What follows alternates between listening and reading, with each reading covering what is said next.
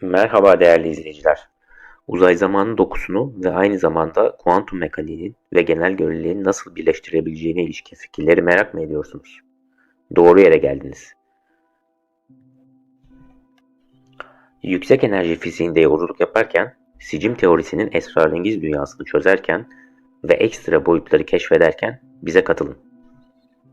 İster Planck ölçeğindeki parçacıkların kendine özgü davranışı olsun, isterse solucan delikleri ve çoklu evrenlerin ilgi çekici olasılıkları olsun. Bu serimizde bu tarz konuları kapsamlı şekilde tüm yönleriyle ele almaya çalışacağız.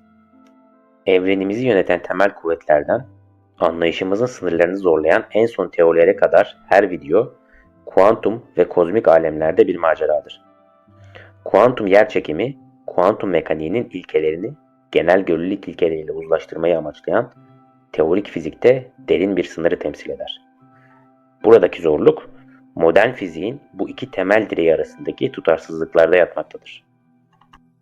Kuantum mekaniği, kuantumlaştırılmış alanlara ve değişim parçacıklarının aracılık ettiği kuvvetlere dayanan kuantum alan teorilerini kullanarak standart model çerçevesinde üç temel kuvveti, bunlar elektromanyetik, güçlü nükleer ve zayıf nükleer kuvvetler olmaktadır, başarıyla tanımlamışlardır.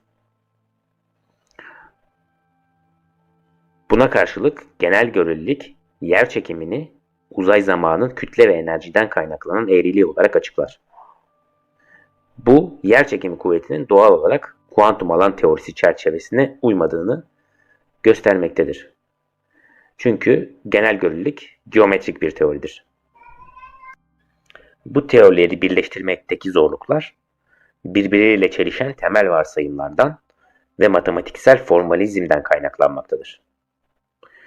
Kuantum teorileri özel göreliliğin düz uzay zamanında gelişir ve parçacık etkileşimlerini tahmin etmek için olasılık alanlarını uygular.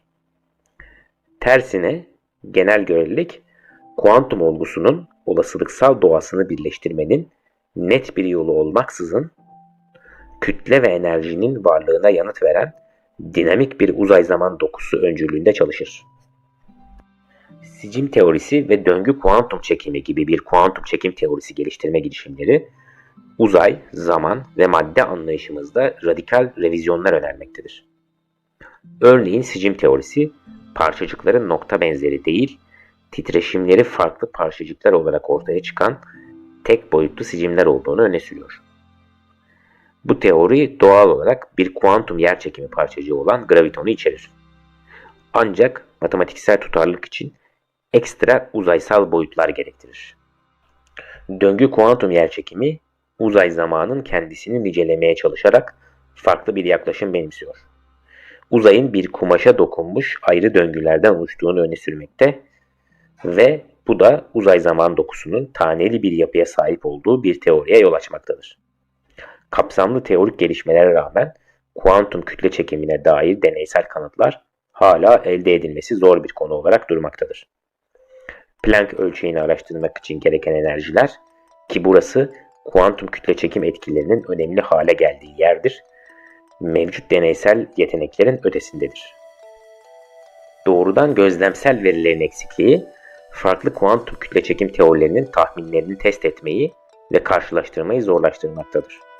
Birleşik bir kuantum kütle çekim teorisi arayışı, matematiksel zarafet veya teorik bütünlük arayışından daha fazlasıdır. Bu, evrenin büyük patlamadaki davranışı ve kara deliklerin doğası da dahil olmak üzere evreni en temel düzeyde anlama çabasını temsil etmektedir. Böyle bir teoriye ulaşmak, yalnızca kuantum mekaniği ile genel görelilik arasındaki görünürdeki çelişkileri uzlaştırmakla kalmayacak, aynı zamanda evreni anlamamız için derin çıkarımlar sağlayacak şekilde potansiyel olarak yeni fizik alanlarının kilidini açacaktır. Elektromanyetizmayı yer çekimiyle birleştirme arayışında bu farklı alanları doğası gereği birbirine bağlayan bir parametrik değişken veya sabiti tanımlamanın gizemli zorluğuyla karşılaşıyoruz. Teorik çerçeveler elektromanyetik bağımlı bir parametredeki değişikliklerin uzay zamanın en boyutları boyunca sapmalara neden olabileceğini ve potansiyel olarak yer çekimsel tüneller veya uzay zaman eğrilikleri olarak ortaya çıkabileceğini ileri sürmektedir. Bu tür eğrilikler farklı zamansal boyutlar boyunca yer değiştirmeye olanak tanıyarak uzay zaman çarpıklıkları yaratan motorların boyutsal yolculuğu kolaylaştırdığı ve salt matematiksel tahminlerin ötesine uzanan bir çerçeve önerebilir. Teorik fizikteki ilerlemeler, özellikle de kuantum alan teorisi denklemlerinin genel görelilik denklemleriyle bütünleştirilmesi yoluyla kuantum kütle çekimine özgü yeni bir denklemler dizisinin ortaya çıktığına işaret ediyor. Bu çaba minimal zamansal kuantumumuzu genişletmeyi amaçlıyor. Boyutlar arasındaki geçişlerin zamansal kuantumun 2 katına çıkarılmasıyla kolaylaştırabileceğini öne sürüyor ve zaman ile uzaysal boyutlar arasındaki derin bir bağlantı olduğuna işaret ediyor. Zamanı bir dalga yapısı olarak ele almak, yerçekimsel olayların temel ışık titreşimlerinin genliği ve dalga boyundaki harmonik sapmalar olarak yorumlandığı bir paradigmayı ortaya çıkarır.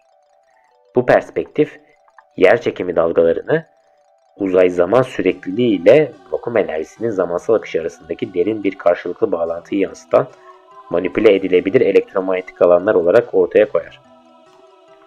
Boyutlar arasında özellikle de 3. boyuttan 4. boyuta kadar geometrik kafes değişiklikleri kavramı fiziksel enerjinin temel titreşim hızında bir sapmaya işaret eder. 3 boyutlu geometrik enerji kafesinde 4. boyuta doğru böyle bir dönüşüm, elektromanyetik uzay-zaman dokusundaki bir frekans kaymasını temsil etmektedir. Ve bu boyutsal bir faz farkına veya zaman yer değiştirme fenomenine eşittir. Evren genellikle 2 boyutlu küresel bir yüzey üzerinde temsil edilen elektromanyetik alanlar tarafından taranan 3 boyutlu bir holografik alan olarak tanımlanır. Ekstra boyutların Planck ölçeğinde kıvrılmış olduğu 3 boyutlu evrenimizin yüksek boyutlu hiperuzayla teğetsel olarak kesiştiği noktalarda erişilebildiği tasavvur ediliyor. Bu kuantumlar uzay zamandaki elektrik ve manyetik vektörlerin etkileşimini somutlaştırarak evrenimizin dokusunu oluşturur. Yerçekimsel sapmalar bu kuantumların içindeki titreşimsel kaymalara karşılık gelir ve yerçekimini elektromanyetik vektör bileşenleri açısından yeniden tanımlar. Evrenin karmaşıklığını deşifre etme arayışında elektromanyetik enerji ile çekim alanları arasındaki ayrım derin bir konu olarak ortaya çıkıyor. Elektromanyetik enerji uzayın boşluğuna özgüdür. Bu da boşluk olarak algıladığımız şeyin elektromanyetik özelliklerle dolu olduğunu akla getirir. Bu boşluk saf bir boşluk varsayımının aksine dinamiktir ve kuantum mekaniksel manzarayı tanımlayan sanal parçacık çiftleriyle doludur. Böyle bir anlayış, uzayın yalnızca fiziksel olgular için bileşama olduğu yönündeki klasik görüşe meydan okur ve uzayın içsel, nicelenebilir özelliklerini vurgular. Elektromanyetik alanların varsayımsal 3 boyutlu kafes noktaları aracılığıyla uzay zamanla birbirine bağlı olarak kavramsallaştırılması, foton davranışının incelikli bir şekilde anlaşılmasına olanak tanır. Vakumla ayrılmış fotonlara ilişkin basitleştirilmiş görüşün aksine, bu perspektif, parçacıkların belirli noktalarla sınırlandığı, bir kuvvet hacmi olarak ışığın bölünmez doğasını aydınlatan, karmaşık, birbirine bağlı bir uzay-zaman dokusunu akla getirir. Elektromanyetik ve diğer kuvvet alanlarından farklı olan yerçekimi alanı, salınımlı titreşimlere sahip dalga vektörlerine benzetilebilir. Bu, yerçekimi alanlarının elektromanyetik alan salınımlarının bir sonucu olarak ortaya çıktığını ima eder. Bu benzetme, kütle çekim alanlarının oluşumuna ilişkin yeni bir bakış açısı getiriyor ve potansiyel olarak kuantum kütle çekim çerçeveleri içinde birleşik bir açıklamaya yol açıyor. Kuantum mekaniği kapsamında kütle ve enerji eşdeğerliklerini kapsayan kuantum enerji denkleminin parametrelerindeki değişiklikler, genel göreliliğin düz uzayını kavisli uzaya bağlayarak kuantum yerçekimi denklemine giden yolu açıyor. Bu denklem, solucan deliklerinin varlığını matematiksel olarak doğrulayabilir ve elektrik ile yerçekimi alanları için birleşik bir çerçeve önerebilir. Uzay zamanda bir kütle enerji noktası olan foton, evrenimizin geometrisini oluşturan elektromanyetik alan çizgilerine katkıda bulunur. Bu çizgilerin iç çarpıklığı, elektromanyetizma ile kütle çekim arasındaki etkileşime dair anlayışımızı zenginleştiren bir kütle çekim alanı ortaya koyar. Uzay zaman eğriliğini tartışmak, kontrollü uzay zaman metriklerinin potansiyelini ortaya çıkarır. Solucan deliği ışınlanması, zaman yolculuğu, anti yer çekimi ve ışık hızlarında veya ötesinde boyutsal değişim için yollar açar. Einstein ve Rosen tarafından 1936'da yapılan ve daha sonra 1950'lerin sonlarında John Wheeler tarafından genişletilen bu keşif, evrendeki bağlantıların varlığını öne sürüyordu. Bu bağlantıların varlığı artık Einstein-Rosen köprüleri veya solucan delikleri olarak biliniyor ve uzay zamandaki uzak noktaları birbirine bağlayan yollar öneriyordu. Genel görelilik kuantum vakum alanına indirgendiğinde tipik olarak algılanan doğrusal uzay zaman geometrisi bozulur ve potansiyel olarak önemli kuantum vakum dalgalanmalarının olduğu noktalarda sonsuz eğriliğe yol açar. Bu eğrilik uzak uzay zaman noktalarını birbirine bağlayan tünelleri kolaylaştırabilir. Bu da görünüşte uzak olan uzay zaman noktalarının parçacıkları dördüncü bir uzaysal boyutla hizalanmış bir iç boyuta doğru çeken yerçekimsel tüneller oluşturmak için dalga bağlantılı olma olasılığını gösterir. Riemann uzay zaman geometrisine sahip bir evrende bir solucan deliğinden geçen bir parçacık kapalı bir uzay zaman modeli içerisinde zaman ve uzayın herhangi bir noktasında ortaya çıkabilir. Bu kavram gerçeklik dokusunun daha önce düşünüldüğünden çok daha fazla birbirine bağlı ve şekillendirilebilir olduğu bir evreni önererek geleneksel uzay zaman anlayışımıza meydan okumaktadır. Kuantum mekaniği ve genel görelilik ilkelerinin birbirine yakınlaşmasının beklendiği bir alan olan Planck ölçeğinde uzay zaman, kuantum dalgalanmalarına atfedilen bir olgu olan sürekli doğasını sergilemeyi bırakır. Kuantum kütle çekim teorileri bu uzay zaman dalgalanmalarını öngörüyor ve makroskopik anlayışımızdan tamamen farklı bir alan öneriyor.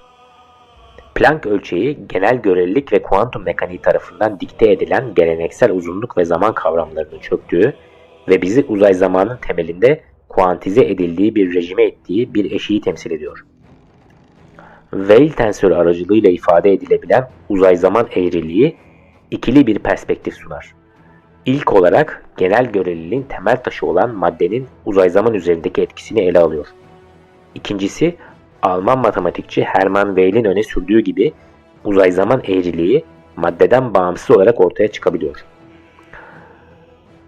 Weyl tensörü tarafından içerilen uzay zaman eğriliğinin bu ikili doğası, geometri ve fizik arasındaki karmaşık ilişkinin altını çizmektedir.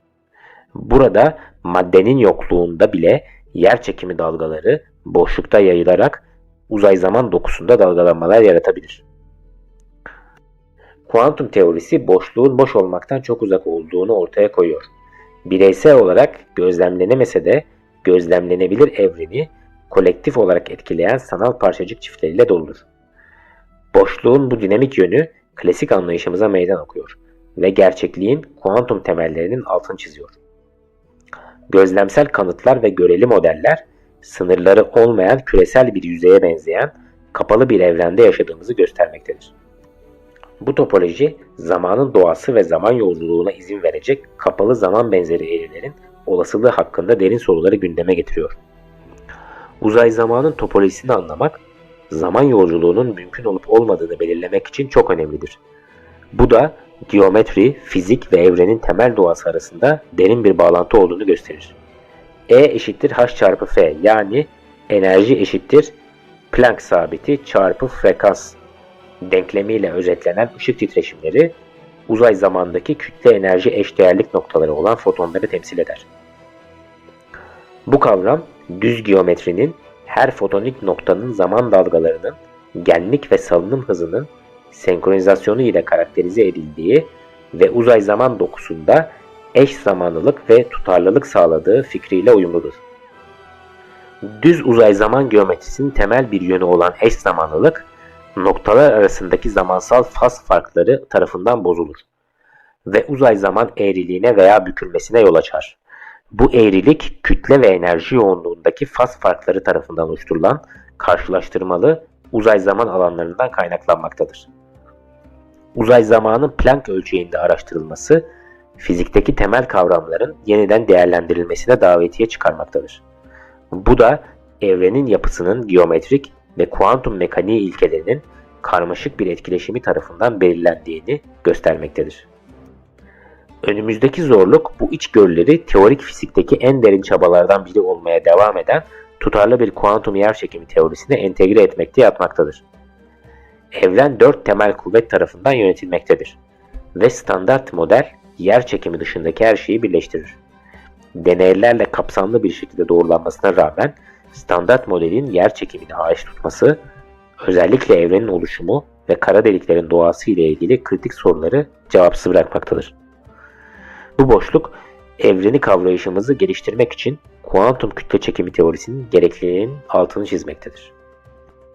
Standart modelin genel görelilik ile entegre edilmesi, farklı kuvvet kavramsallaştırmaları nedeniyle önemli zorluklar ortaya çıkarır. Birincisi, fotonlar ve gluonlar gibi parçacık alışverişine dayanırken, ikincisi uzay zaman eğriliği yoluyla kuvvetleri tanımlar. Sicim teorisi, evrenin temel bileşenlerinin nokta parçacıklar değil, tek boyutlu sicimler olduğunu öne sürerek bu uyumsuzluğu çözmeyi amaçlamaktadır. Hem açık hem de kapalı olan bu sicimler, çeşitli titreşim modları aracılığıyla tüm temel parçacıkları bünyesinde barındırabilir ve maddeye ilişkin geleneksel parçacık merkezli bakış açısını aşmaktadır. Sicim teorisi, sicimlerin uzay zaman boyunca iki boyutlu yüzeyleri takip ettiği devrim niteliğinde bir paradigmayı getirerek kuantum alan teorisi hesaplamalarında karşılaşılan sonsuzluklara bir çözüm sunuyor. Bu çerçeve, tipik olarak nokta parçacık etkileşimleriyle ilişkili tekillikleri bir yüzeye yayarak çözer ve böylece sonsuzlukları ortadan kaldırır. Bir sicimin her titreşim durumu farklı kuantum özelliklerine karşılık gelir ve bilinen kuvvetlerin uyumlu bir şekilde bütünleşmesi için zemin hazırlar. Bozonlar ve fermiyonlar arasındaki teorik bir simetri olan süpersimetri, her parçacık için süper işlerin varlığını varsayar. Gözlemlenen süpersimetrik çiftlerin yokluğu, erken evrende bir simetri kırılmasına işaret ediyor. Bu, modern fizikte çok önemli bir gizem olmaya devam eden bir varsayımdır. Yüksek enerji fiziği alanında parçacıklara ilişkin gözlemsel olasılıklar önemli ölçüde genişliyor. Süpersimetrik bir sicim teorisi varsayıldığında, kuantum mekaniği denklemleriyle tutarlılık sağlamak için uzay zaman boyutlarının toplamda 9 mekan artı bir zaman olması gerekliliği, kuantum fiziği ile evrenin dokusu arasındaki karmaşık dansı vurgulamaktadır. Ekstra boyutlara yönelik bu gereklilik, teorik temelini başlangıçta yer çekimini ve elektromanyetizmayı 5 boyutlu bir evrende birleştirmek için öne sürülen Kaluza-Klein teorilerinde buluyor. Bu çerçeve 5. boyutun gravitonunun indirgeme üzerine iki farklı parçacık olarak tezahür etmesini dikkate alarak tanıdık 4 boyutlu uzay zamanımızı şaşırtıcı bir şekilde basitleştirir. Foton ve 4 boyutlu bir graviton. Böylece yerçekimi ve elektromanyetizmayı sentezler. Kaluza-Klein teorisi aynı zamanda elektrik yükünün kuantizasyonunu da zarif bir şekilde açıklıyor ve elektrik yükünün elektron yükünün tam katlarında göründüğünü öne sürüyor. Ancak sicim teorisi tutarlılığa yalnızca 10 boyutlu bir çerçeve içerisinde ulaşır. Algısal 4 boyutlu evrenimizi bununla uzlaştırmak için 6 ek boyutun 6 boyutlu küresel bir topolojiye sahip olabilecek bir Calabi-Yau manifoldu üzerinde sıkıştırıldığı varsayılmaktadır. Planck ölçeğinde olduğu varsayılan kompaktlaştırma ölçeği, evrenin başlangıç aşamasındaki simetri kırılmasından kaynaklanmış olabilir. Bu tür sıkıştırmaların topolojik değişkenlerinin geniş dizisi, çok sayıda 4 boyutlu evreni tanımlama olasılığını ortaya koyuyor ve çoklu evren teorilerine giden yolu açıyor. Sicim teorisinde bir sicimin en düşük enerji titreşimleri sonlu sayıda parçacık içeren bir kuantum alan teorisini tanımlayabilir. 26 boyutlu bozonik sicim teorisi, ışıktan hızlı yolculuğu ve teorik kararsızlıkları gösteren, hayali kütle karesi olan parçacıklar olan takyon kavramını ortaya koymaktadır. Bunlar tutarlı bir teori için istenmeyen bir durum olarak kabul edilir. Çünkü bunlar istikrarsız bir boşluğu ifade eder. 10 boyutta tümü gravitonu içeren açık veya kapalı sicim doğası, simetrileri ve spin değişimleri ile farklılaşan 5 tutarlı süpersimetrik sicim teorisi mevcuttur. Alternatif olarak 11 boyutlu süperzar teorisi, 2 boyutlu zarları temel varlıklar olarak öne sürer. Bu teori bir daire üzerinde sıkıştırıldığında tip 2A sicim teorisiyle uyum sağlıyor ve 10 boyutlu bir perspektifte bu zarların sicimler olarak ortaya çıkabileceğini öne sürüyor. 11. boyut özellikle belirli teknik varsayımlar altında süpersimetriye izin veren en yüksek boyuttur ve süpersimetri ilkesinin dayattığı boyutsal kısıtlamaları vurgular. Bu yüksek boyutlu teorilerin araştırılması, doğanın temel güçlerini birleştirme girişiminin karmaşıklığını ve güzelliğini vurgulamaktadır. Yüksek boyutlu uzay zamanların dikkate alınması, yalnızca evrene ilişkin geleneksel anlayışımıza meydan okumakla kalmıyor, aynı zamanda gerçekliğin temel yapısına ilişkin büyüleyici olasılıklarını da önünü açıyor. Teori ve gözlem arasında süregelen bu diyalog, teorik fiziğin canlı ve dinamik doğasını göstererek evreni daha derinlemesine anlama arayışımızı şekillendirmeye devam ediyor. Bilginizi genişletme ve evrenin en derin sırlarına dair merakınızı giderme fırsatını kaçırmayın. Kanalımıza abone olun, videolarımızı beğenin ve fizikle ilgili her konuda güncel kalmak için bizi takip edin. Gelin evrenin gizemlerini birlikte çözelim. Dinlediğiniz için teşekkürler, sağlıcakla kalın.